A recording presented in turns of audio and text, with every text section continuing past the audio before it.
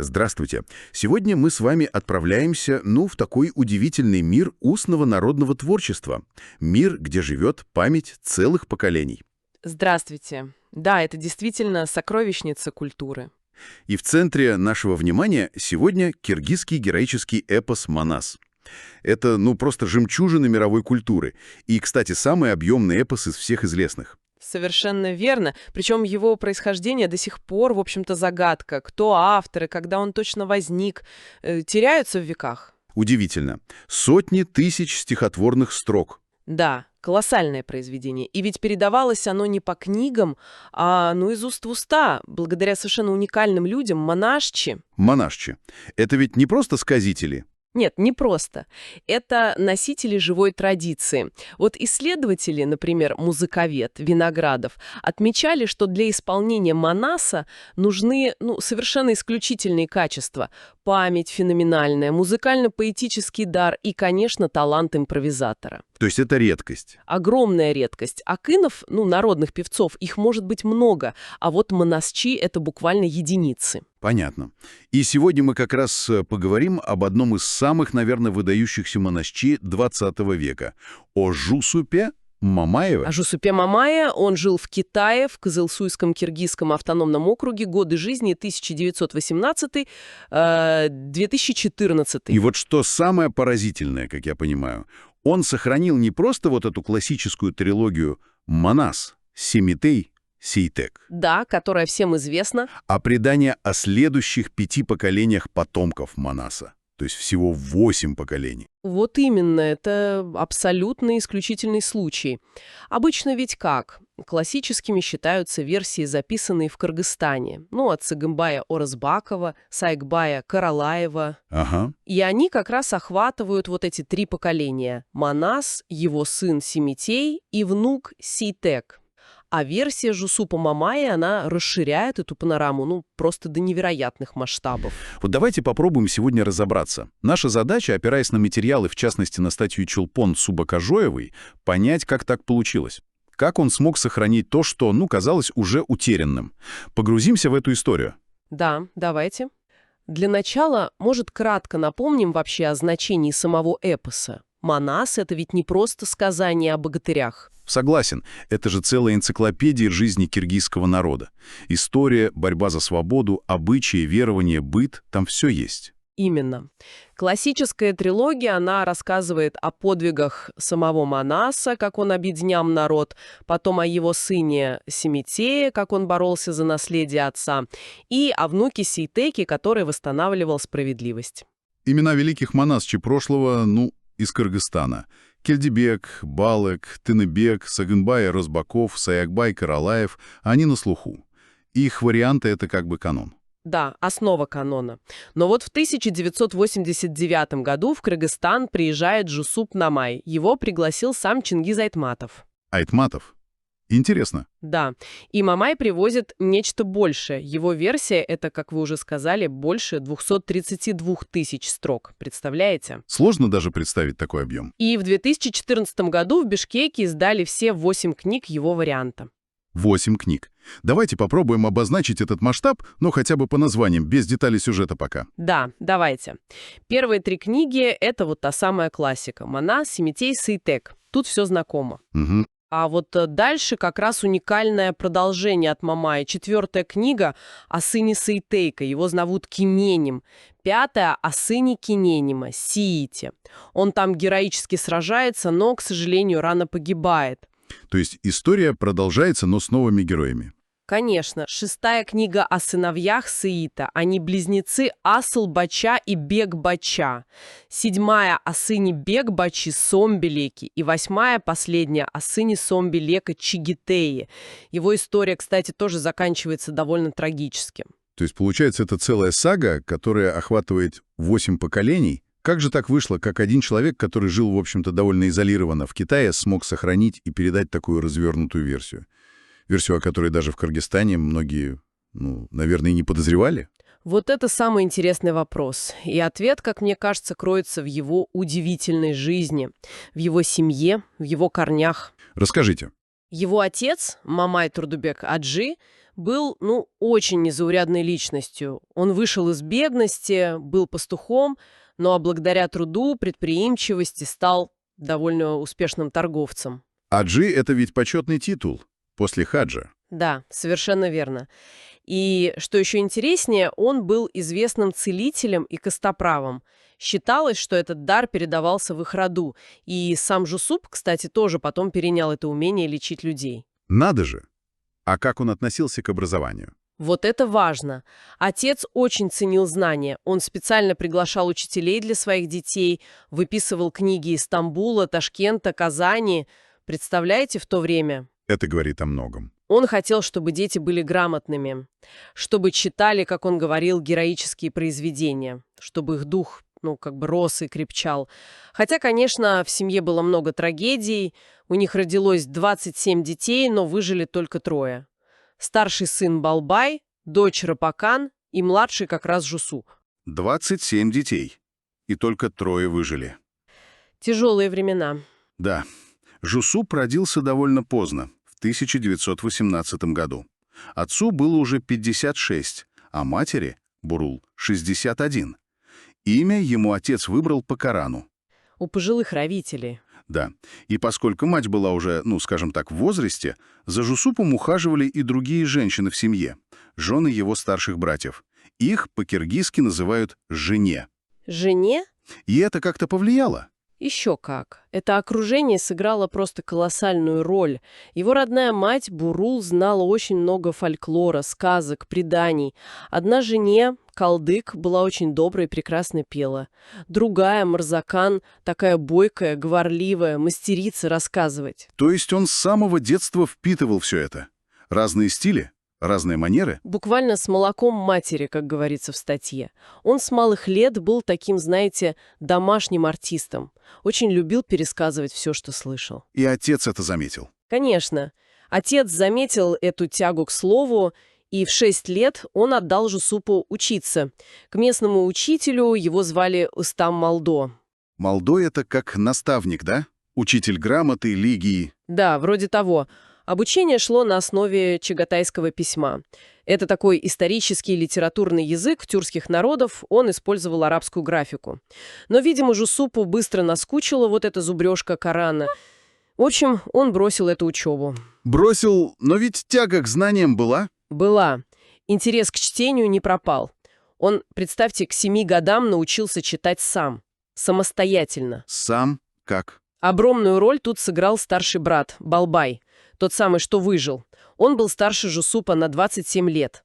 И Балбай приносил домой много книг. И восточные сказки, вроде «Тысяча и одной ночи», и разные киргизские эпосы, например, «Кызжибек». То есть брат его снабрял литературой? Именно. Жусуп читал все подряд, сам осваивал арабское письмо. По сути, он стал самоучкой. Очень целеустремленным был мальчик. И еще деталь, которая упоминается – ранний брак. Ах да, его в 9 лет обручили, а в 10 лет, это был 1928 год, уже женили на девушке по имени Селикан. Но ранние браки тогда были частью традиции. Понятно. И вот в этом же возрасте, в 10 лет, с ним происходит что-то, совершенно необычное. Да, ключевой момент в его биографии. Однажды он рассказывал родителям отрывки из Манаса и как-то задремал. Ему приснился сон. Сон?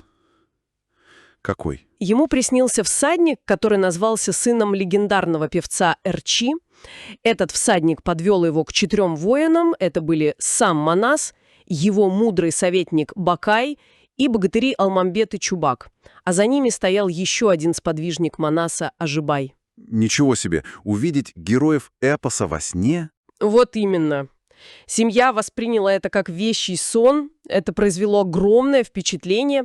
Отец сразу совершил положенный обряд жертвоприношения, получил благословение от односельчан, а потом у него состоялся очень серьезный разговор с сыном. О чем?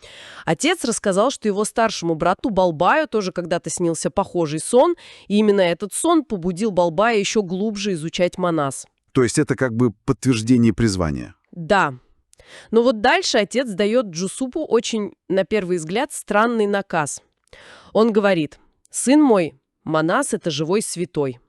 Он велел Жусупу усердно учить эпос, перенимать знания у брата Балбая, все запоминать, но Но.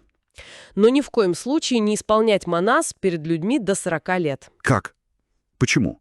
Ведь сон вроде бы указывал на его дар. Отец опасался. Опасался, что юный сказитель, по неопытности, может совершить какой-то необдуманный поступок, проявить легкомыслие, и это будет, как он сказал, неугодно святому. Это могло навредить самому Жусупу. Поразительно. Получить такое подтверждение дара и такой запрет. Очень серьезное ограничение. И ведь что удивительно, Жусуп послушался, он перестал выступать даже перед домашними, уходил в горы, там один репетировал, оттачивал мастерство, импровизировал. Один в горах? Да, говорят даже, что он и во сне продолжал сказывать манас. И, возможно, вот эта внутренняя сосредоточенность, эта сила, она и помогла ему пережить то, что случилось потом. А что случилось? Тяжелые времена настали. В 1934 году умер отец, а потом в 1937 арестовали и расстреляли его любимого старшего брата Балбая по политическим обвинениям, как врага народа. Какой ужас. Потерять отца, а потом и брата-наставника. Да, в 19 лет Жусуп остался практически один. Все опоры рухнули. И вот здесь, наверное, нужно особо подчеркнуть роль этого брата, Балбай-Мамая. Источник говорит, что он сыграл ключевую роль в становлении Жусупа как монастырь. Абсолютно ключевую. Балбай был не просто старшим братом, он был настоящим просветителем, подвижником. Он буквально посвятил свою жизнь сбору, записи и систематизации всего, что касалось манаса. То есть он был исследователем. Можно и так сказать. Он встречался с другими известными монасчи своего времени. Там упоминаются Жусубаку Напай, Сагамбай Рузбаков, Ибраим Акымбек. Записывал с их слов разные эпизоды, варианты. Приводится даже пример его такой скрупулезности. Да-да, про нарынские рукописи. Он узнал, что в городе Нарын записывают вариант Сагамбая Розбакова. И он через знакомых умудрился достать копии тех записей, чтобы сравнить их со своими материалами, сопоставить. Вот это подход. Он ценил и точность письменной фиксации, и живое исполнение. И именно Балбая передавал молодому Жусупу собранные тексты, объяснял ему законы сказительского искусства, учил его не просто помнить, а творить в рамках традиции. Получается, он его готовил. Фактически да. И благодаря Балбаю, кстати, сохранились тексты и других киргизских эпосов. Эртуштук, Курманбек, Кыс-Сайкал и другие. Он был не только собирателем, но и общественным деятелем. Одним из основателей общества объединения киргизов. Какая же это трагедия, что после его ареста и гибели в 1938 году почти все его рукописи, их просто сожгли. Местное начальство испугалось. Да, это огромная невосполнимая потеря. Сколько бесценного материала могло быть утеряно навсегда. Страшно представить. Но, видимо, не все. К счастью, не все. Главное наследие Балбалая — это знание, которое он успел передать Жусупу. И, как мы позже узнаем, некоторые ключевые записи все же сохранились. Но без поддержки, без наставничества старшего брата путь Жусупа Мумая мог бы быть, конечно, совсем другим. Итак, Жусуп помнит наказ отца не выступать до 40 лет. Он пережил страшные потери. Что дальше? А дальше жизнь, как это часто бывает, внесла свои коррективы. Шла зима 1940 года. Жусупу было 22 года. Его, как и многих других, мобилизовали на тяжелые работы. Строили дорогу через горный перевал Бидел. Тяжелая работа в горах. Да. И поскольку Жусуп был одним из немногих грамотных там, его назначили секретарем при начальнике стройки. Грамотность пригодилась. Еще как. Условия были суровые, работали люди самых разных национальностей, и вечерами, чтобы как-то отдохнуть, отвлечься, собирались вместе. Слушали певцов, акинов. Это понятно. Нужно было как-то дух поддерживать. Конечно. И начальник Жусупа, некий Дубана, он, оказывается, знал о скрытом даре своего секретаря. Видимо, слухи ходили. И что же произошло? И вот однажды, вечером, после тяжелого дня, рабочие снова слушали выступление. Жусуп, как пишет автор статьи, был немного разгоряченной порцией крепкого бозо. Бозо. Это что? Это традиционный и слабоалкогольный напиток, вроде кваса из злаков. Видимо, он придал ему смелости. Жусуп устал от однообразия, от повторов. И когда один из сказителей, Жумакун, начал исполнять что-то из Манаса, Жусуп просто не выдержал. Он подхватил и начал сказывать сам. Сам. Вот так спонтанно. Да, начал исполнять знаменитый эпизод «Печаль Алманбета». И рассказывал 3 ночи подряд. 3 ночи? Да, остановился только, когда довел повествование до смерти самого Манаса. Можете себе представить реакцию слушателей? Наверное, все были в шоке. В хорошем смысле. Именно. Люди были потрясены его талантом, силой голоса, выразительностью, глубиной понимания эпоса. Все в один голос сказали: вот это настоящий Манасчи. Так, в 22 года, вопреки наказу отца, состоялся его публичный дебют. Получается так, нарушил запрет. И когда строительство дороги закончилось, и люди стали разъезжаться по домам, слава о новом, невероятно талантливом Манасчи уже опережала его возвращение домой. То есть его уже знали. Его стали приглашать выступать, и он больше не отказывался. Наказ отца был нарушен, но дар требовал выхода. Интересно, а как сложилась его дальнейшая жизнь? Она была полна событий и не всегда простых. Он вернулся в родное село Меркеч и стал учителем, как бы продолжая дело брата Балбая. Учителем. Это благородно. Да, но были и трудности. В конце 50-х годов, во время политических кампаний в Китае, его обвинили в так называемом «правом уклоне». Он был под надзором, на исправительных работах, времена были сложные. Понятно. Политика коснулась и его. Тем не менее, позже он занимал и различные общественные и даже государственные посты в Кызылсу, в Синьцзянь-Уйгурском автономном районе, был членом политсовета, заместителем председателя литературно-художественного общества в Урумчи.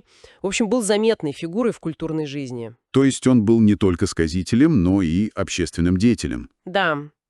И вот что интересно, сам Жусуп Мамай позже с некоторым сожалением говорил об этом.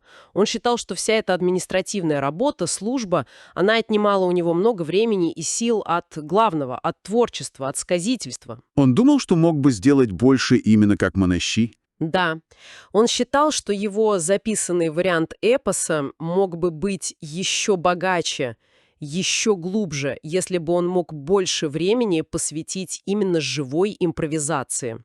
Он всегда подчеркивал, что живое исполнение, устное, спонтанное, это совсем другое.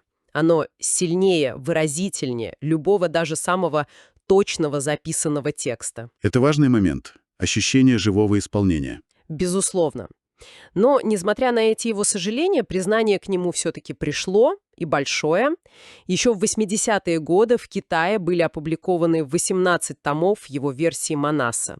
18 томов. Уже тогда. Да, он наладил тесные контакты с учеными, с писателями из Кыргызстана. Его имя стало известно во всем мире. В 1984 году он совершил хадж, паломничество в Мекку. Тоже важный этап. Конечно. А в 2013 году его огромный вклад был официально отмечен указом президента Кыргызстана. И в том же году эпос Манас, как уникальное явление устного творчества, был включен в список шедевров нематериального культурного наследия ЮНЕСКО. Заслуженное признание. И вот теперь, наверное, самый интригующий вопрос.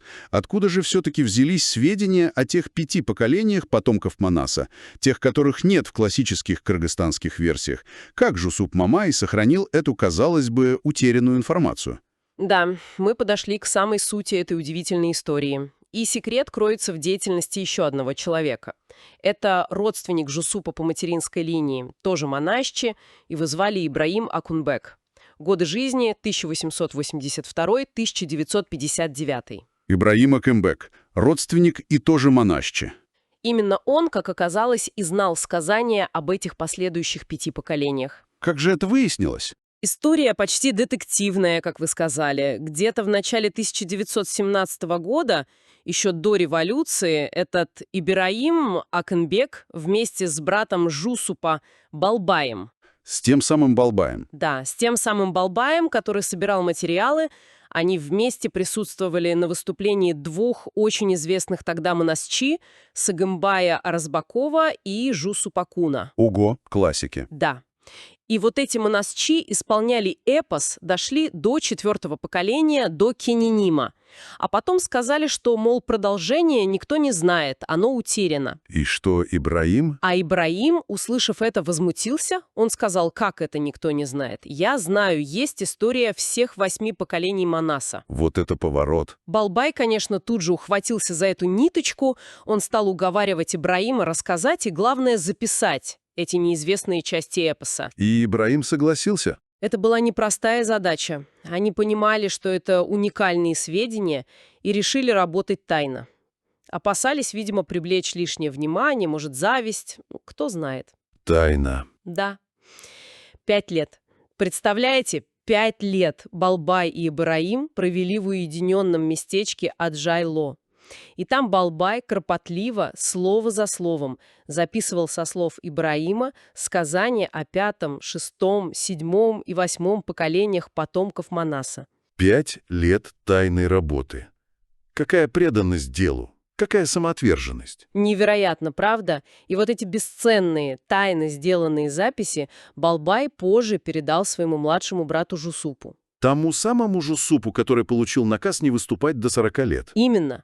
Кроме того, сам Жусуп вспоминал, что Балбай также дополнил текст второй части Семитея некоторыми эпизодами, которые он записал со слов еще одного монасча, Жусубакуна. То есть Балбай был не просто собирателем, но и редактором-компилятором. Получается так. И вот она разгадка. Жусуп Мамай стал, своего рода хранителем и, что важно, синтезатором этого уникального наследия. Синтезатором? Да.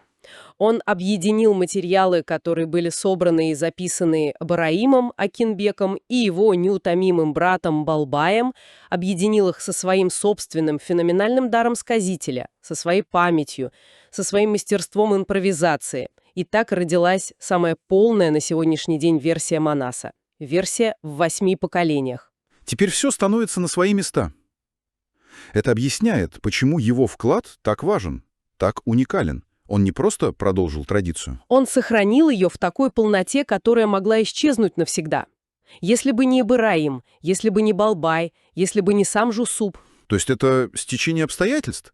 Был знаток Ибраим, был самоотверженный собиратель Балбай, и был гениальный наследник, сказитель Жусуп. Именно. Семейная преемственность, личный талант, возможно, тот самый вещий сон – все это сплелось воедино. Удивительная история сохранения культурного наследия. Да уж, история, которая показывает, насколько хрупкой может быть устная традиция и как много зависит от отдельных людей, от их преданности делу. Совершенно верно. И сегодня эта полная 8-томная версия Манаса по Жусупу Мамаю издана в Кыргызстане на кириллице. Готовится и русский перевод, насколько я знаю. Да, работа ведется. Это действительно огромное достояние. Напоминание о силе слова, о глубине народной памяти. Изучение таких судеб, как у Жусупа Мамая, оно ведь помогает нам лучше понять, как вообще живет и передается культура, как работает культурная память. Безусловно. Мы действительно сегодня погрузились в историю, которая сама, почти как эпос. Жизнь Жусупа Мамая – это свидетельство невероятной силы духа и преданности наследию своего народа. И вот в завершении, как и обещал, вопрос для размышления. Он навеян словами самого Жусупа Мамая, который, помните, считал, что записанный текст всегда уступает живой импровизации. Да, я помню этот момент. Если принять это во внимание, то что же мы, неизбежно теряем, когда фиксируем устные традиции? В книгах, в цифровых форматах. Есть ли такие аспекты культуры, которые могут по-настоящему жить только в живом исполнении, только в передаче из уст в уста, от сердца к сердцу? Что мы приобретаем благодаря фиксации, а чем, возможно, жертвуем? Вот такой вопрос. Очень глубокий вопрос. Есть над чем подумать.